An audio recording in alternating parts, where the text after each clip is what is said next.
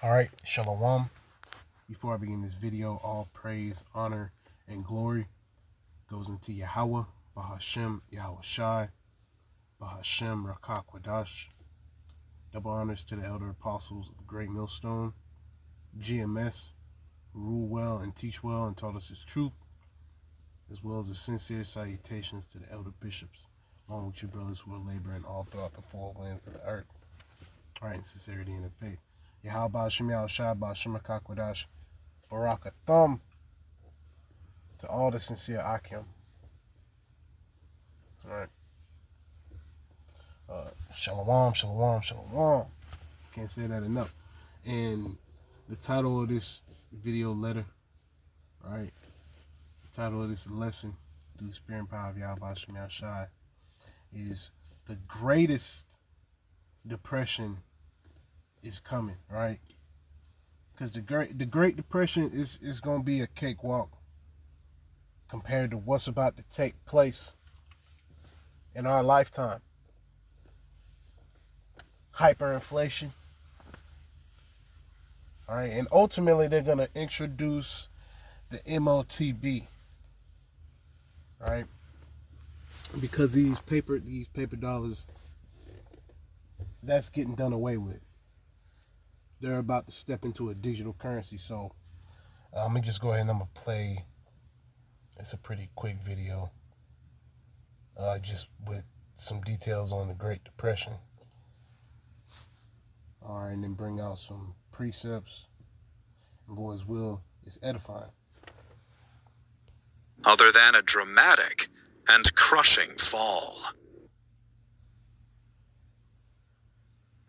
In jazz and economic prosperity. But what would follow a rise other than a dramatic and crushing fall? At the start of 1928, the end of the Roaring Twenties, the economy in the United States was sitting pretty, with further progress on every horizon. Wall Street admittedly saw a minor stock market crash in the spring, but things quickly balanced back out, and people were happily ignoring any further signs of trouble to come. By the fall, however, the market seemed to have reached its peak and started the downhill journey. With mass numbers of the American population having increasingly been investing in the stock market, some people were finally starting to pay a bit more attention to the falling and volatile prices. Stocks were being sold at a faster pace now, and October brought about Black Thursday on the 24th, the day that the market crashed by 11%, and Americans frantically hoped to sell what they had while they still could. Over the following days, the market continued to plummet, and panic was on a chaotic rise. Monday, October 28th, would see a 12% drop, and the next day, Black Tuesday, would mimic the Thursday before. Americans were losing money by the millions, and trust in Wall Street was all but non-existent. Corporate and private wealth was affected by the ongoing crisis, which sent the American economy off the rails. Now, however, many economists and historians look beyond the chaos of Wall Street itself and point the finger at what the Federal Reserve did before the actual crash. It was the Federal Reserve, less than 2 decades young, that had cut required reserves to only 3% and permitted massive monetary expansion over the Roaring Twenties. Experts say that it was these actions that caused inflation and the eventual crash of the stock market, which the Fed reacted to by cutting the money supply and essentially dooming banks across the country. Thus, when the winter of 1930 triggered a new wave of hysteria and startling bank runs, hundreds of American banks proved unable to pay out and miserably collapsed. The U.S. government was hesitant to react, as President Herbert Hoover believed in minimal government intervention and felt that the situation could resolve itself. This stance would hold until the following year, but Congress had other plans. In fact, Congress had already reacted. On June 17th, the Smoot-Hawley Tariff Act had been passed with the goal of protecting the United States economy by imposing colossal duties on over 800 foreign products. This decision by Congress would prove to be one of the most catastrophic attempts at stunting the Depression, and quite frankly, only accelerated it. Dozens of countries already affected by the consequences of America's economic collapse seeping out from its own borders chose to retaliate. Taxes was so taxing. Working with the American tariffs to effectively slash foreign imports and exports in the United States. As the Depression was only worsening now, Herbert Hoover finally chose to react, seeing that the situation wouldn't be turning itself around anytime soon. President Hoover subsequently made multiple decisions that he believed would put the economy on a better track, such as implementing increased taxes and increasing federal spending by nearly 50%, which also brought about the creation of the Reconstruction Finance Corporation.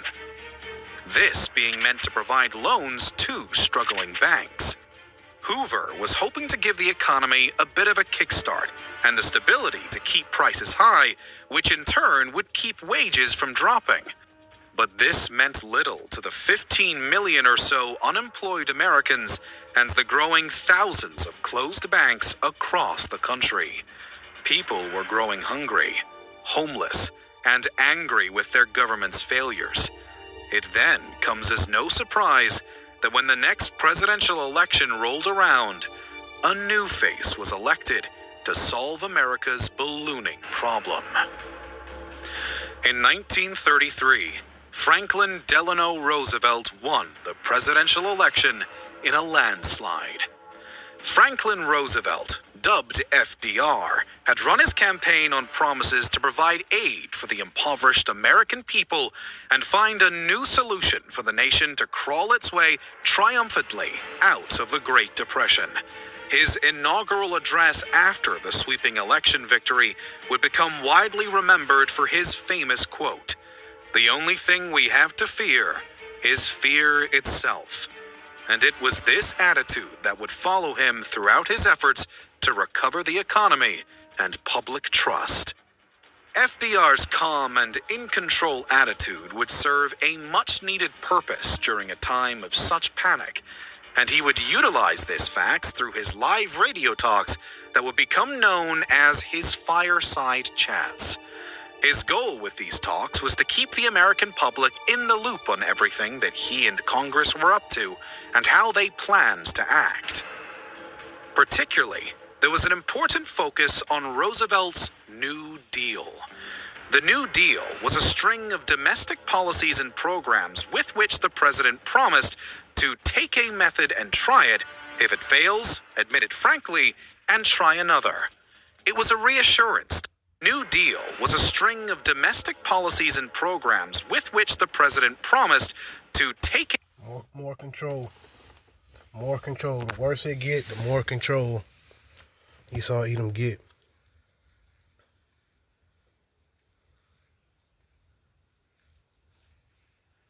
You can see all these different programs that have popped up. And Esau, one of the main things he likes to do is tell you that by giving him more power, he's gonna help you. Which obviously he's gonna do the opposite. Method and try it. If it fails, admit it frankly, and try another. It was a reassurance to the American people that something was going to be done, and things would keep being done until the problem was solved. But this required a Let's get a precept for that. Alright, this is the book of Psalms, chapter 55 and verse 21. The words of his mouth were smoother than butter, but war was in his heart. Yeah, so Esau Edom, right? The self-proclaimed white man, so-called white man. His words are smoother than butter. yeah, we gonna have these programs. We gonna get y'all right. But war was in his heart. Actual financial warfare, spiritual warfare. Esau is trying to conquer, in every way. Esau wants to control everything, mind, body, and spirit. But you ain't gonna, control the elect in the sense that, when he presents his C-hip. Now, right now, of course, we gotta, we gotta follow the laws of the land here. We have to do certain things. We gotta work. We have to, walk in this society. We have to, be present. Yet, we're physically here. Spiritually, we not in this place. Fuck this place. All right, Babylon the Great, aka America. It ain't gonna be no program that they gonna come up with that's gonna change anything. It's only gonna continue to get worse. And when this damn devil presents this C-hip, he's gonna present it like it's a solution. All right. Then after a short amount of time, he gonna flip it.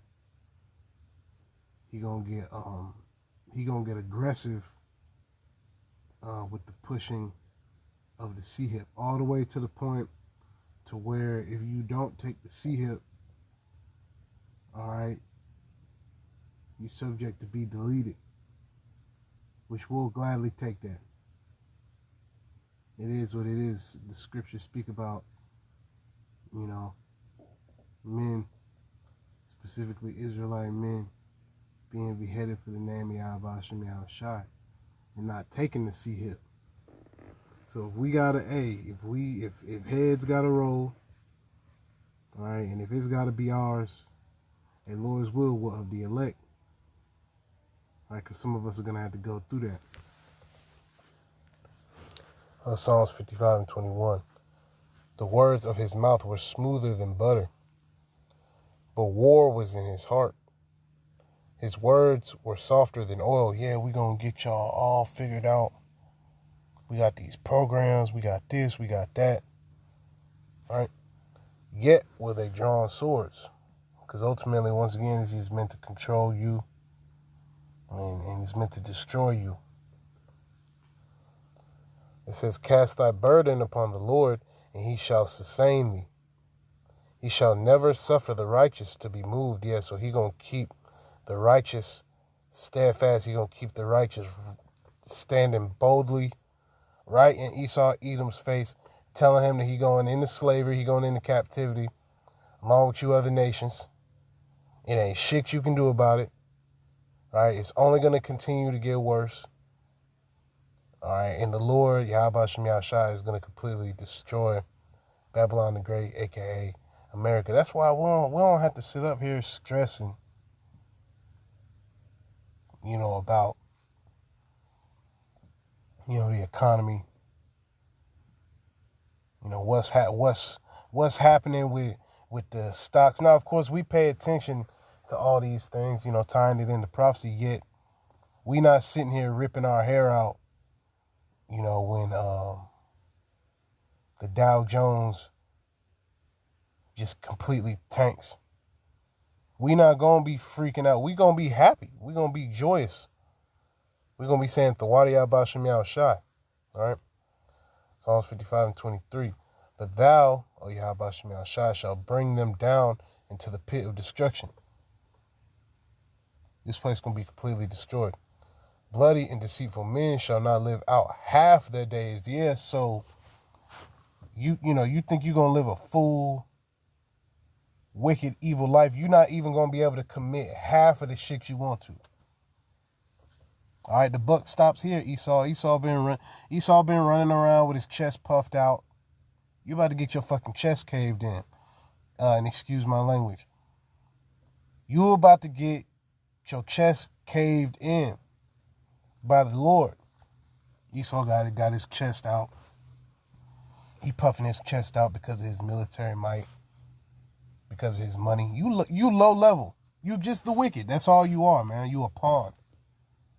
Okay, and that's why they continue to get upset at us. Starting off with the elder apostles of Great Millstone, y'all get upset at the men of the Lord because we prophesying your destruction. So now you want to get. So now all of a sudden, you want to get physical. Hey, shit, that's on you. That's on you. As soon as you touch us, the Lord gonna lift up a standard against you. All right. Psalms 55 and 23. Continuing down. Bloody and deceitful men shall not live out half their days, but I will trust in thee, trusting Yahweh Shem Yahushai. All right. We trust that the Lord is going to lift that standard.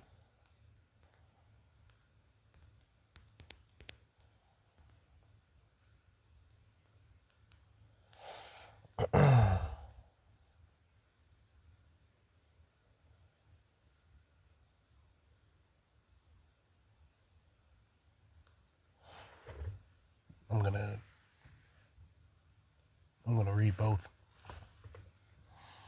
This is the book of Isaiah, chapter 59 and verse 19. It says, "So shall they fear the name of the Lord from the west." Right, with and like the elder apostle Tahar constantly goes into the bulk, the majority, right, of the Israelite men that are in this truth, bringing out the words of Yahweh Shema Shai in sincerity and in faith, are here in Babylon the Great, aka America. Now, of course, you have, the men of the Lord, spread out worldwide. You have different, all over the world. You have the men of Yahweh Shem Yahushai. Great Millstone specifically. You have those men all over, yet the bulk majority, right, of the prophets are stationed here in Babylon the Great, aka America, and we are stationed here, right? Because spiritually we at war. Spiritually we at war. This damn devil, it's a constant. He constantly, once again, going back to the scriptures, war is in his heart. All right, this devil is evil. It says Isaiah 59 and 19. It says, "In his glory from the rising of the sun, when the enemy shall come in like a flood, the Spirit of the Lord shall lift up a standard against him." Yeah, so the moment Esau jumped bad and decide, and Esau, you get to handling us bad, you get to handling the Israelites bad because you're the wicked. That's it. It's not because you just this great, powerful, you ain't nobody. You just been set up to rule over the Israelites for a little bit of time, and you about to get moved out of the way. Your pride has deceived you. All right? Because Esau, Edom, start off with the international bankers, the international banking elite. They sitting in the background, manipulating the economy, manipulating people through the media, right? Once again, through the banks, through the money system. It's all manipulation. Yet you cannot manipulate the elect. It's impossible to manipulate the elect. Lord's will we be of the elect.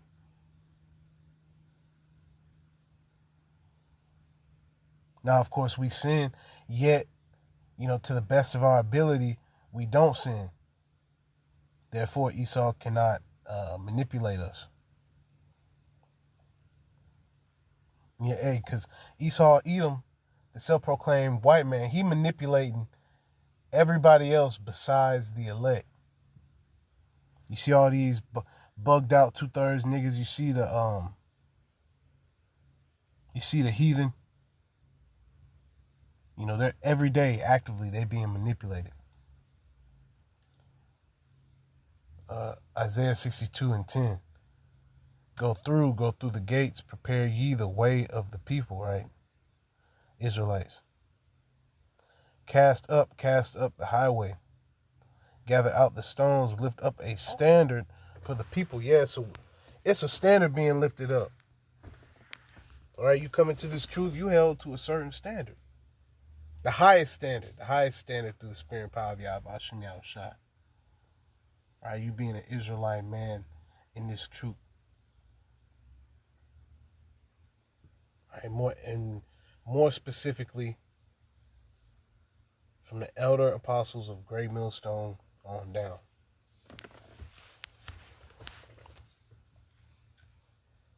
All right, Jake, you know, you got all these different camps. Jake talking shit. Okay.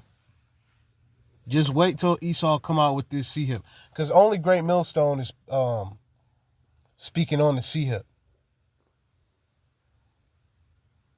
Okay, now, I believe it's Sakar, which I don't even know if they are a group anymore. I don't even know.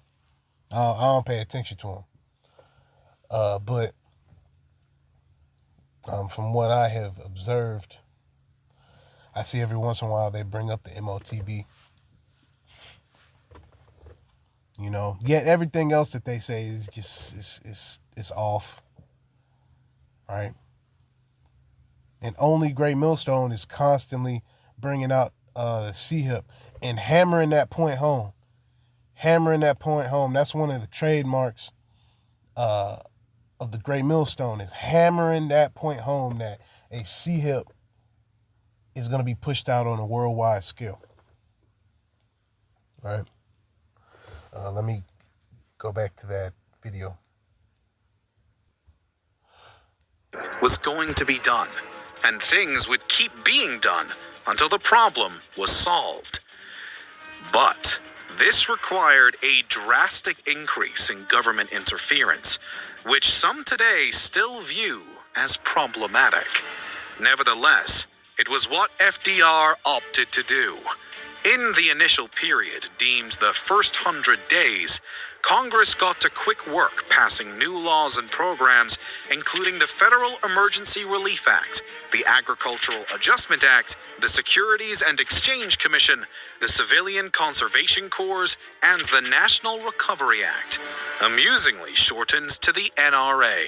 These actions were focused on boosting the economy by supporting programs for the poor, providing government subsidies to farmers as a way of increasing prices, regulating the stock market, providing more young workers with government jobs, and controlling prices, wages, and unions. These moves seemed promising, but they were only the start of FDR's ambitious plans. Later efforts in the second wave of the New Deal would include the Wagner Labor Relations Act, the Fair Labor Standards Act, the Work Progress Administration, and famously, the Social Security Act. With these acts mainly focused on getting the workforce back out there and protecting the employed, and all of these, you know, separately, is oppressive to the Israelites. All of these, because he took the Israelites and he said, okay, instead of y'all being able to, you know, do what you're supposed to do, you're supposed to have cattle, you're supposed to, you know, have certain things. Now you got to go to Esau, Edom. All right, and the scriptures speak about coming to him for the want of all things. All right, so this damn devil, he's known from the jump, right? He knows what he's doing. He knows what's up. All right, it's all about control and pride and wickedness with Esau, Edom. Roosevelt administration was both pushing to a better economy whilst also aiding the American people in doing their part. The problem with this New Deal, however, was that the Supreme Court often opposed it.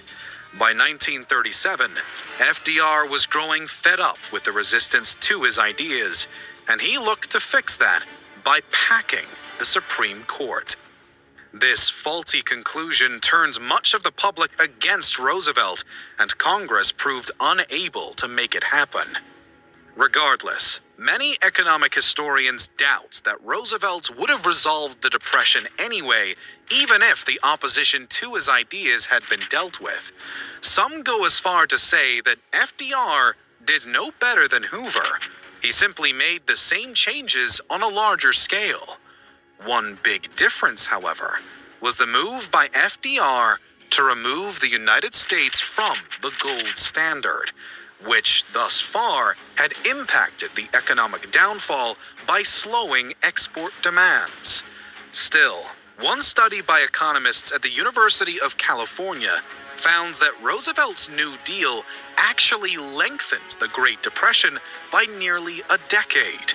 However, many will heatedly debate that it was FDR and the New Deal that actually put an end to the country's economic woes.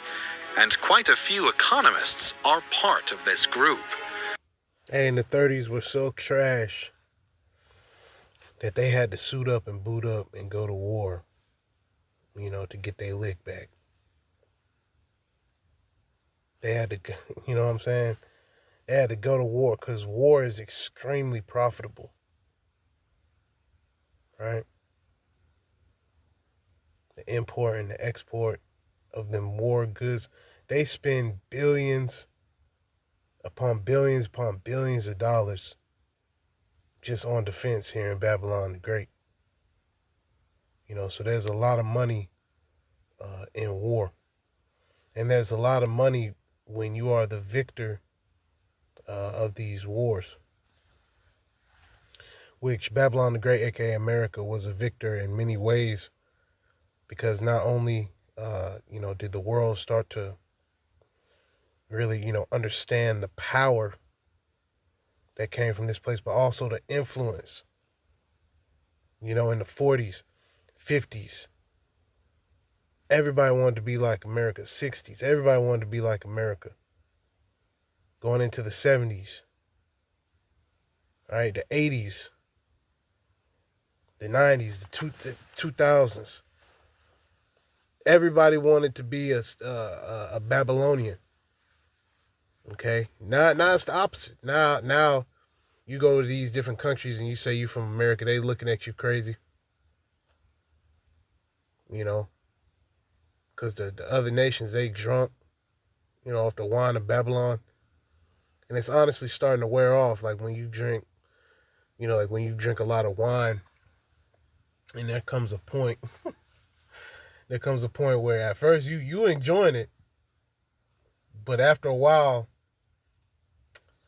especially right as when you wake up, let's say you drink a lot of wine, and you might wake up in the middle of the night, stomach hurt, head pounding, you messed up. That's the other nations. They messed up. They gone off the Babylonian juice. Whether the New Deal thus worsened or ended the Depression is not known for a fact even today. And that's the spirit, this guy right here. Which I don't know. I don't know when they started scrolling the comments like that. The comments will just kind of pop up every once in a while. But he said, why do I feel like history is repeating itself? And that's because it is. But one thing that numerous agree was the final boost America needed to get out. That was World War II. If the GDP and lowered unemployment are to be the metric, it's asserted that the Great Depression had come to a complete end by 1942. Unemployment, though, is a bit tricky to judge when 16 million Americans were suddenly called upon to fight in the global warfare. So, while international trade and certain demands saw an increase throughout the fight, private sector production dropped by around 50%, taxes spiked, and the general quality of life was on a decline. It really wasn't until after the Second World War concluded that a true light at the end of the tunnel could be seen and reached. But this nevertheless leads many to credit the war for the resolution. Even today, we can't pin down one specific act or event that ended America's greatest economic collapse. We also can't say for certain what caused it. The stock market crash, Smoot-Hawley tariffs, and even the gold standard can be attributed as having an effect on the downhill sprint the U.S. economy took towards the Depression.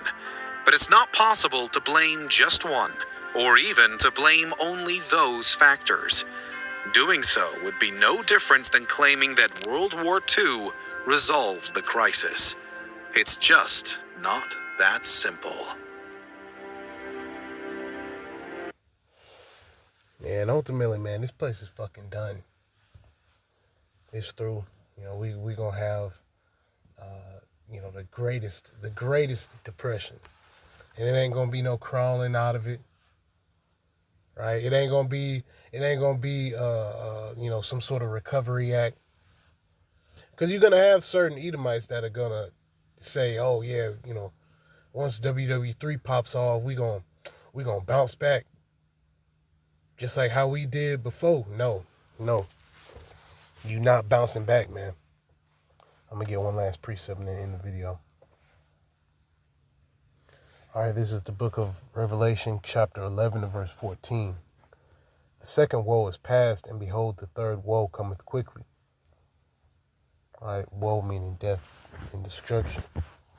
So the death and destruction, all right, on a super concentrated, wide scale, happened back then in the 40s. That's that Second World War, all right? So the Second World War is past, all right? It says, and behold, the third woe cometh quickly. So WW3 coming quickly, all right? It's right around the corner.